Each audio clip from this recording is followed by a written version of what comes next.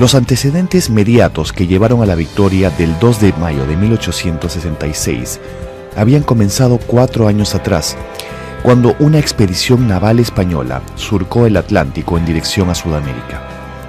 Eran años de incertidumbre y Europa exhibía apetito de reconquista y reparación. El propósito escondido de la Armada española era sencillo. Quería cobrar una cuantiosa deuda externa que, de acuerdo a su parecer, el Perú le debía a españoles, tanto al Estado como a particulares. Para lograrlo, España evaluaba que el guano le había devuelto recursos al erario peruano y que el país estaba en capacidad de pagar. A la vez, España evaluaba que continuaban los desórdenes políticos y que el desgobierno era tal que sería fácil presionar al Estado para cobrar un último tesoro peruano. Los orígenes de la deuda se remontaban a una cláusula de la capitulación de Ayacucho, donde España reclama el pago que la Hacienda peruana, es decir, el actual Ministerio de Economía, tenía con la Hacienda española. En 1862, la reina Isabel decidió enviar a las costas del Pacífico una flota de embarcaciones con el fin aparente de llevar a cabo estudios científicos. De hecho, al comenzar el viaje hubo algunos científicos y profesores de geología, zoología, botánica, etc. En julio de 1863 llegaron los españoles por primera vez a las costas del Callao. La escuadra española estaba comandada por el general español Luis Hernández Pinzón. Poco después, en agosto de ese mismo año, ocurrió una riña en la hacienda Talambo, ubicada cerca de Chiclayo. Ahí residían 35 familias de origen vasco que cultivaban algodón como colonos y padecían grandes tensiones con la población local. Después de un choque entre civiles, murió un colono español y un juez nacional encausó a sus compañeros por iniciar la gresca. La Armada española aprovechó el incidente para revelar sus verdaderos propósitos. Lo ocurrido en Talambo fue inmediatamente explotado en contra del Perú. En circunstancias de gran tensión diplomática, Pinzón y el comisario Salazar resolvieron sin más trámite ocupar las Islas Chincha e izar en ellas la bandera española. A Pinzón ciertos sectores de la opinión pública y oficial en España lo habían acusado de debilidad. El nuevo almirante apellidaba Pareja y era aún más obstinado. Esas islas eran claves porque allí estaban los mayores depósitos de guano entonces en explotación y constituían la mayor fuente de riqueza del gobierno peruano. Era abril de 1864. La Cancillería envió a todos los gobiernos de América una nota comunicándoles el atentado y en todos los países vecinos se alzaron voces de protesta en contra de la ocupación. La agresión estaba consumada y la opinión pública peruana reaccionó pidiendo guerra. La oposición política compartió ese temperamento. La indignación ganó las calles, mientras el gobierno se inclinó por la prudencia. pues juzgó que le faltaban medios para sostener la guerra. El país se encontraba indefenso, su escuadra naval era ínfima, el ejército carecía de armamento y la artillería de piezas de grueso calibre. El presidente Prado estableció que los ministerios se convirtieran en secretarías. Para ocuparlas llamó al grupo de jóvenes políticos liberales encabezado por José Gálvez en la Secretaría de Guerra y Marina, José María Quimper en la de Gobierno, Manuel Pardo en la Secretaría de Hacienda, es decir, lo que ahora sería Ministerio de Economía, y Toribio Pacheco en Relaciones Exteriores. Este fue llamado el Gabinete de los Talentos. Durante la Guerra Civil en territorio nacional, la Armada Española se movilizó a aguas chilenas. Como vimos, Perú ya había roto relaciones con España. En ese momento, se firmó con Chile un tratado de alianza ofensiva y defensiva. A este pacto luego se adhirieron las repúblicas de Ecuador y Bolivia. Era una cuádruple alianza. Era el 7 de febrero de 1866. Abtao fue un ejemplo triunfal de unión sudamericana frente a un enemigo externo. La escuadra española sufrió una gran baja.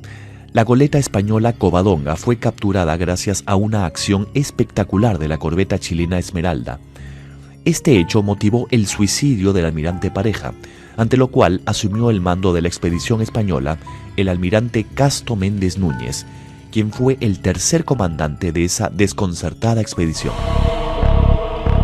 Una vez que tuvo la noticia del combate de Abtao, Méndez Núñez decidió ir al que había sido el teatro del combate y al no hallar a las naves enemigas enrumbó hacia Valparaíso.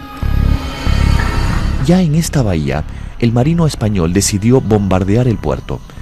Méndez Núñez notificó al gobernador su decisión 4 días antes y la ciudad quedó casi desamparada.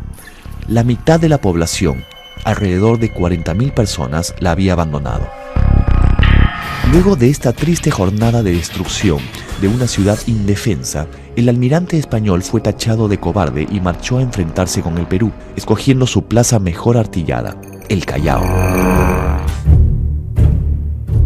El entusiasmo que despertó la noticia era indescriptible. Todo el mundo se alistó para controlar el ataque y hasta se tuvo que rechazar a los voluntarios. Ante la noticia del bombardeo de Valparaíso, ancianos, mujeres y niños empezaron a dejar el puerto, mientras una multitud acudió a trabajar en las obras de fortificación y los jóvenes inundaban las calles chalacas disponiéndose al combate. Los presos políticos pidieron un puesto comprometiéndose a volver a prisión y cumplieron. Los cesados formaron un batallón y la Marina de Guerra se aprestó para la lucha. Los jóvenes que no encontraron cabida en el ejército o en la marina se organizaron en compañías de bomberos, pues se suponía que el Callao quedaría reducido a cenizas. Las mujeres, incluidas las monjas de los conventos, se dedicaron a hilar y coser para el ejército. Desde el 30 de abril toda Lima se paralizó. Oficinas, tiendas y talleres dejaron de funcionar. Las casas fueron engalanadas con banderas. Quien asumió la dirección de la defensa fue el ministro de Guerra, José Gálvez. Echenique en sus memorias dice que se descuidó en llamar a los técnicos en la materia para que ellos se encarguen del montaje de las piezas, disposición de las baterías y construcción de parapetos. Debido a esto, algunos cañones se inutilizaron a los primeros tiros y se produjo también la voladura de la Torre de la Merced, que habría podido evitarse si se hubiese puesto más cuidado en las instalaciones. Para levantar las baterías se emplearon principalmente sacos de arena protegidos en parte con paredes de ladrillo y algunas otras de adobe.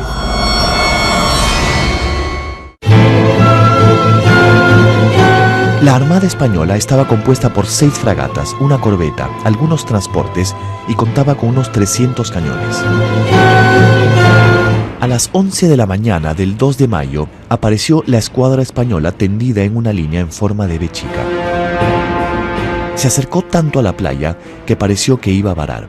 El fuerte de la Merced no había sido terminado y lucía como el esqueleto de una torre. Ahí, en una suerte de balcón, combatió José Gálvez, secretario peruano de la guerra. Los barcos estaban anclados en la rada del Callao y pelearon como baterías flotantes, siendo dirigidos por el capitán de navío Lizardo Montero.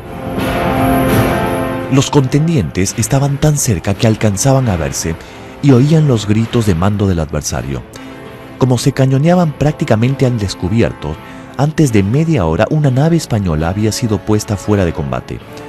La Torre de la Merced estalló a las 12 del día porque una bomba alcanzó los sacos de pólvora que se habían amontonado como parapetos. La torre había sido transformada en un polvorín. Allí murió Gálvez y otras 27 personas, entre ellos un joven apellidado Alarco, que es el primer mártir de los bomberos. El Callao estaba abandonado por quienes no eran combatientes. Las puertas de las casas estaban cerradas, aunque todas flameaban sus banderas patrias. Varios batallones esperaban cerca de los fuertes en caso de que los españoles intentaran un desembarco.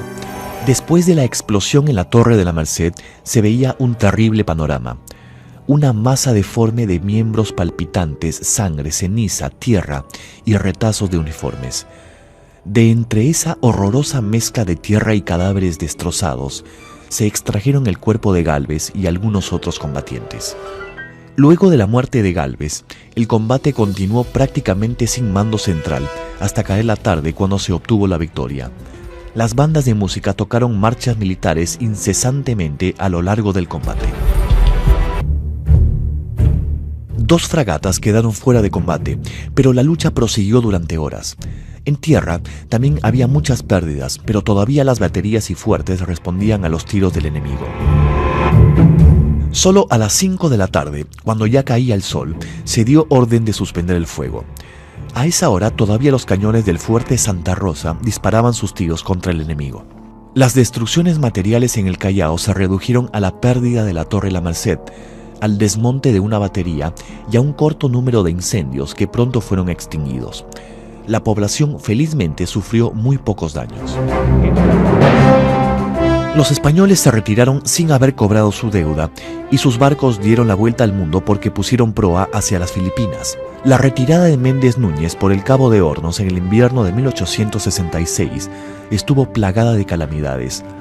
Casi 1000 marineros se enfermaron de escorbuto y a los muertos tuvieron que arrojarlos al mar. Para los peruanos, la gesta del combate del 2 de mayo fue un gran triunfo inobjetable. Se ratificó nuestra independencia gracias a la unidad nacional y a la intensa participación cívica. En el siglo XIX, después de Ayacucho, el 2 de mayo es la siguiente cumbre del patriotismo peruano. En esa jornada, el sentimiento lideró a los combatientes y bastó para darnos la victoria.